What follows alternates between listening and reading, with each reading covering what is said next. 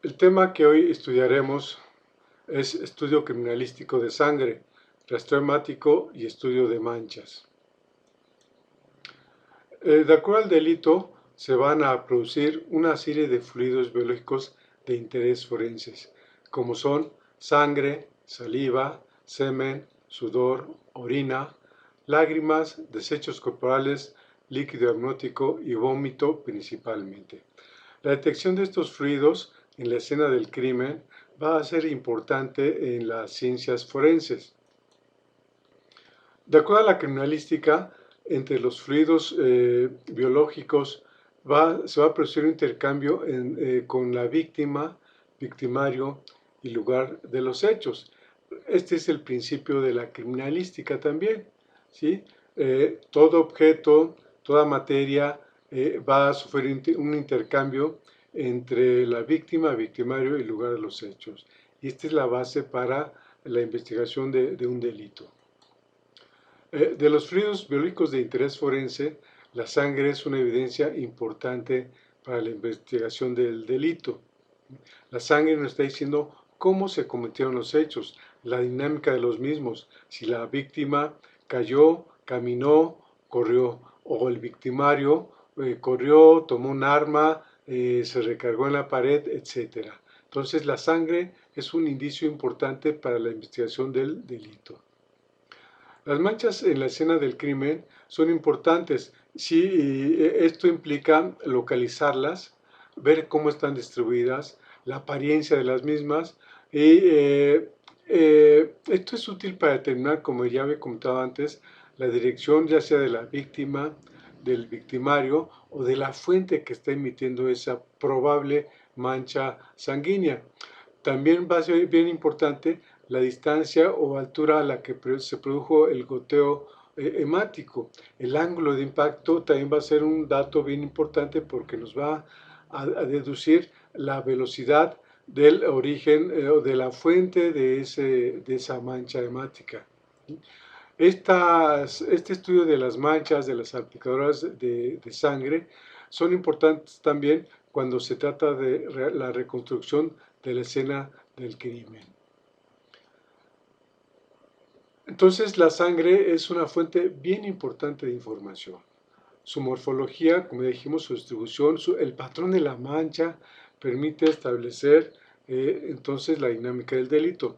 Una vez que sabemos que lo que tenemos frente a nosotros es una mancha de sangre, es una gota de sangre, lo que procede es a individualizar esta sangre para poder relacionar a los actores del probable delito, es decir, la sangre encontrada en el lugar de los hechos pertenece a la víctima o al victimario.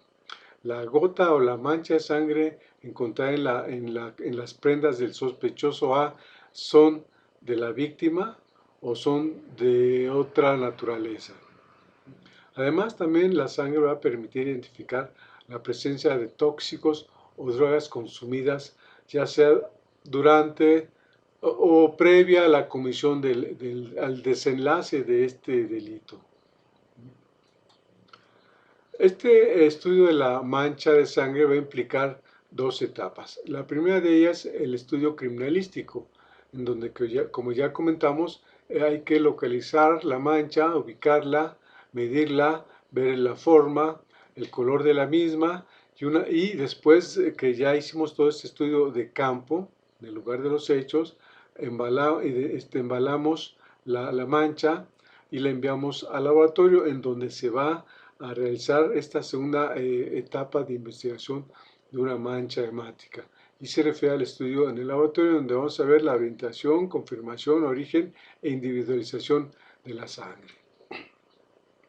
El estudio hemático en el lugar de los hechos no implica más que realizar un rastreo hemático.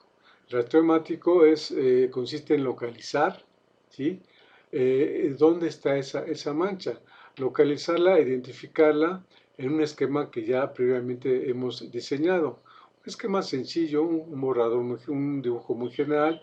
En este caso, por ejemplo, aquí hay localizadas hasta 16 manchas, ¿sí? Y perfectamente ubicadas. Por ejemplo, aquí la mancha 1 está en el centro de la cocina. Y posiblemente es una mancha, muestra una mancha de una serie de gotas, de manchitas que están en esta zona de la cocina. No es necesario levantar todas las manchas de esta zona. Con una o dos manchas que levantemos o gotas que levantemos es más que suficiente. Si localizamos en otras áreas de esta área otras gotas de líquido rojo en esta área, pues vamos a proceder a levantarlas. Por ejemplo, si hay 20 manchas aquí, pues no vamos a levantar las 20, vamos a levantar pues una mancha representativa de este conjunto de manchas.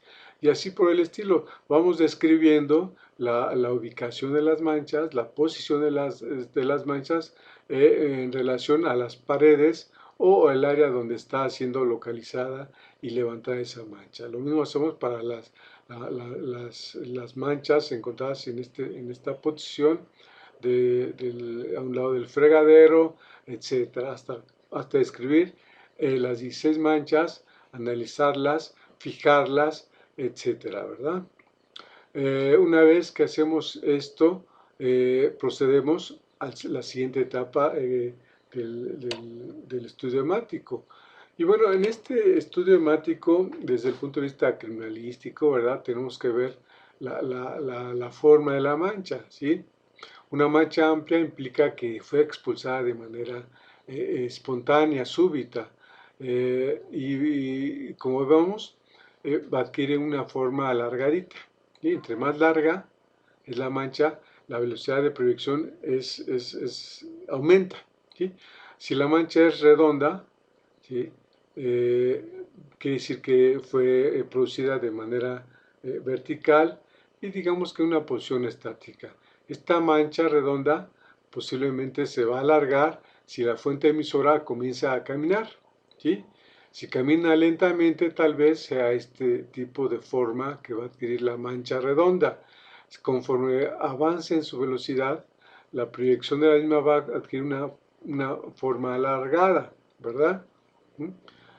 Bien, si dentro de ese rastreo hemático encontramos una serie de gotitas y múltiples gotas satélites alrededor, implica que hubo una proyección de esa mancha de manera súbita y un fuerte impacto sobre la superficie sólida en la cual cayó ese conglomerado de gotas. ¿Sí? Aquí vemos, por ejemplo, conforme aumenta la velocidad de la gota o de la salpicadura, la gota se hace más larga, ¿verdad? ¿Sí? Y la forma más amplia de esta gota es el origen de la misma. Conforme va aumentando la velocidad, se hace más delgada esta mancha. ¿Sí? Y esta delgadez en la mancha nos va indicando la dirección de la fuente emisora de la mancha hemática. Ahora bien, cuando tenemos un conjunto de manchas o de gotas bien más o menos definidas, podemos determinar nosotros el punto de origen de las mismas. Trazamos un eje longitudinal y a lo largo de cada mancha, ¿sí? Trazamos este eje, ¿sí? Y en donde converjan, donde se cruce, ahí vamos a tener el probable o la probable fuente de origen de estas manchas, ¿sí? Importante dato para determinar posiblemente de dónde salió la herida, etcétera, ¿verdad? Las manchas pueden ser estáticas o dinámicas. Obviamente que no requerimos gran ciencia para explicar esto. Una mancha estática es aquella que se produce cuando la fuente emisora de este líquido hemático se queda parado. Y cuando una persona es herida y se queda inmóvil, obviamente que la gravedad va a hacer su acción y puede escurrir por el cuerpo hasta dar con el piso y formar un gran lago hemático, o puede estar sangrando del brazo, de la cabeza, e ir emitiendo gotas. Si la caída es vertical, se van a formar gotas redondas, ¿sí? Que de acuerdo a la altura de la misma se van a producir proyecciones o gotas periféricas alrededor de la misma, dependiendo de la altura, ¿sí? Aquí está un ejemplo del goteo estático, ¿verdad? Un corazón herido, ¿verdad? Que se queda así impávido ante el hecho que la novia lo dejó, ¿verdad? Pues va a producir un goteo estático y con el tiempo una gran mancha hemática, un gran lago hemático, ¿verdad? ¿Sí? Si este goteo estático está próximo contigo o pega con el sólido, con la superficie lisa, debajo del cuerpo, pues obviamente que va a haber un escurrimiento que va a formar este gran lago hemático. Cuando el goteo es vertical, como ya lo habíamos comentado, la forma de esta gota va a variar dependiendo de la altura a la cual va a estar cayendo. Por ejemplo, aquí tenemos diferentes distancias de altura a la cual se va a ir emitiendo esta gota. ¿Sí? Si se dan cuenta, a distancias cercanas o mínimas, los bordes de esa gota van a ser regulares. Conforme va aumentando la distancia, se vuelven irregulares y se producen hasta proyecciones que van más allá del borde de esa gota. Estas proyecciones parecen espículas o en espina o en corona, forman precisamente esa forma en corona de la gota, más casi a 2 metros de altura, ¿verdad? Son bordes irregulares que en algunos casos se desprenden gotas satélites alrededor de esta misma. ¿Sí? Ahora también, dependiendo de la caída y del ángulo de la superficie de impacto, pues va a ser el tipo de la forma de esa gota. Por ejemplo, aquí tenemos que a 40 centímetros y a un ángulo de 25 grados de la superficie de impacto, más o menos es esta forma, ¿verdad? Que está alargada, ¿sí? Y aquí obviamente va escurriendo la gota por acción de la gravedad. Cuando la distancia casi es, digamos, es vertical la proyección de la misma a una gran velocidad y en gran cantidad, se forma este tipo de manchas sobre la superficie de impacto. Se forma esta gran superficie irregular, amorfa. En este caso se ve una forma de alacrán, sí, de alacrán, ¿verdad? Con gotas, con espículas alrededor de la misma. Y obviamente que va a comenzar a escurrir porque es una superficie vertical al piso, ¿verdad? Aquí se lanzaron 10 mililitros sobre una pared, ¿verdad? Vertical lisa. Entonces, como ven, es bien importante la forma de las gotas, de las manchas que vamos a localizar en el lugar de los hechos. Nos va a indicar la manera en que se produjo la gota y cómo caminó o se detuvo la víctima o el victimario. Aquí se ve más claramente la salpicadura en forma, o gota en forma de corona. Vean las espículas o proyecciones. Y en cambio aquí los bordes ondulados, esta gota se llama en forma festoneada, que implica que la caída es a poca distancia, ¿verdad? Los mecanismos de producción de una mancha pues son varios. Una, el más, el primero de ellos es una producción por contacto. ¿Sí? Es el contacto directo entre la fuente emisora de ese líquido hemático y el soporte. En este caso puede ser la misma mano, ¿sí? Una prenda, etc. El contacto puede ser simple, es decir, yo toqué a la fuente del goteo hemático, del goteo dinámico, ¿sí? Del goteo estático, y ya me estoy produciendo esa mancha.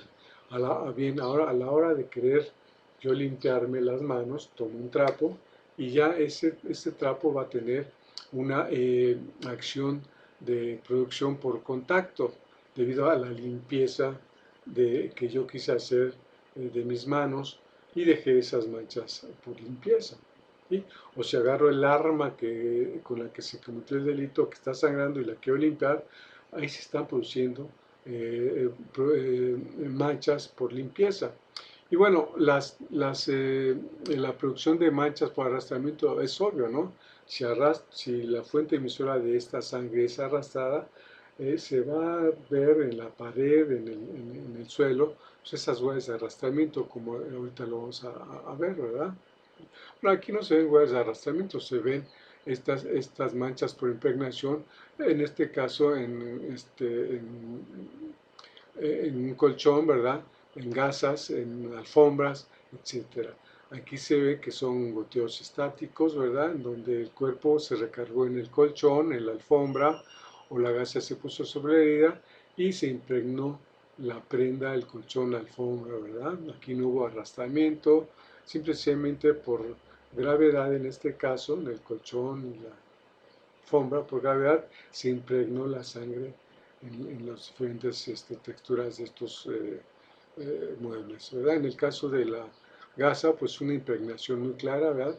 Por absorción de la tela se produjo esta mancha. Como ya comentamos, cuando hay limpiamiento, de intentos de limpiar manchas de sangre, gotas de sangre, pues obviamente que se van a notar realmente, aunque se enjuague, ¿verdad? Y si no se notan, se aplican técnicas o reacciones de color para visibilizarlas y poder hacer su estudio y determinar cómo se produjeron estos sangrados, estos goteos, ¿verdad?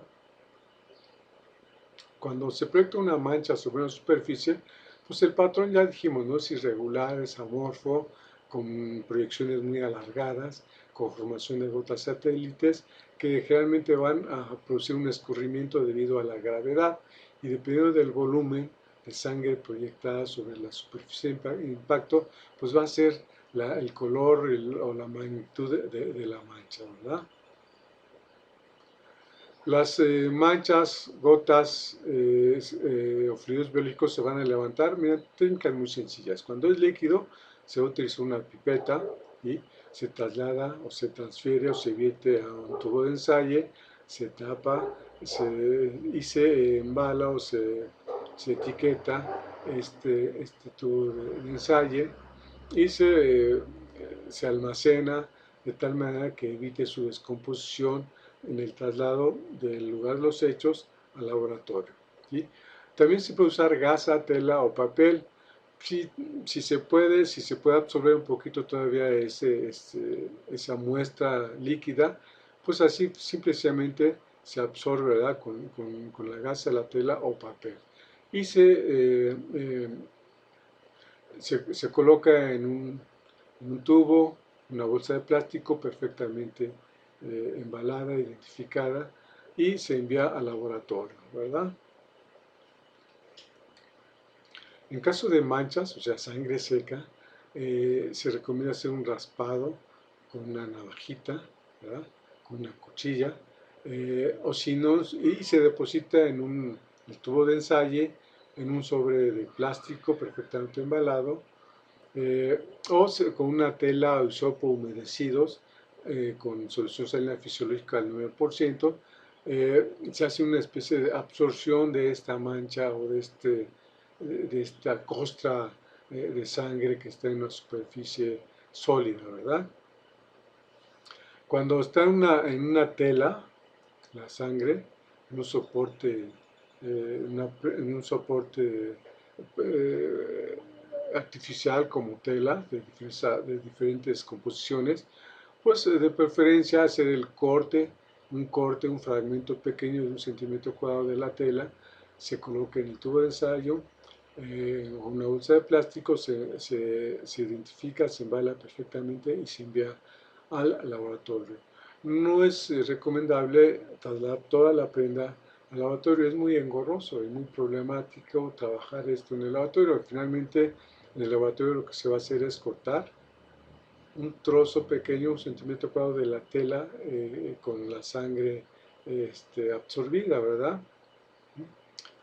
En estos casos también se recomienda a manera de control negativo, aparte de tomar el 1 centímetro cuadrado de esta área, donde está la mancha, tomar 1 centímetro cuadrado de la prenda donde no está manchada, a manera de control negativo para ejecutar la prueba del laboratorio. Una vez que las muestras son embaladas y enviadas al laboratorio, en el laboratorio de hematología forense se va a proceder a realizar los estudios de orientación, es decir, orientación, ¿es sangre o no es sangre? Si es sangre, la siguiente pregunta que tenemos que contestar es, es sangre, aquí en esta prueba nos dicen que probablemente sea sangre. Y aquí debemos de confirmar que esa mancha sí es sangre. ¿Sí? Ahora lo que procede es saber su origen, es decir, es sangre animal o sangre humana. ¿Sí? Eh, en este caso aplican una serie de metodologías que proceden a definir si es sangre humana. Una vez que definimos que es sangre humana, debemos de determinar si esta es sangre de tipo A, tipo B, tipo AB o tipo O, ¿sí?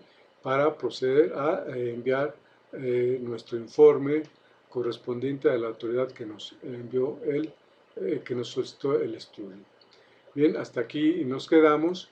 ¿Sí? Recuerden que el estudio de estas evidencias va a ser posible asociar a un individuo con la comisión del delito y por lo tanto incluirlo dentro de los sospechosos en este tipo de evidencia. Y el otro caso nos va a servir para excluir a un posible sospechoso y pues el resultado no lo asocia con la sangre encontrada en la víctima ni en el lugar de los hechos.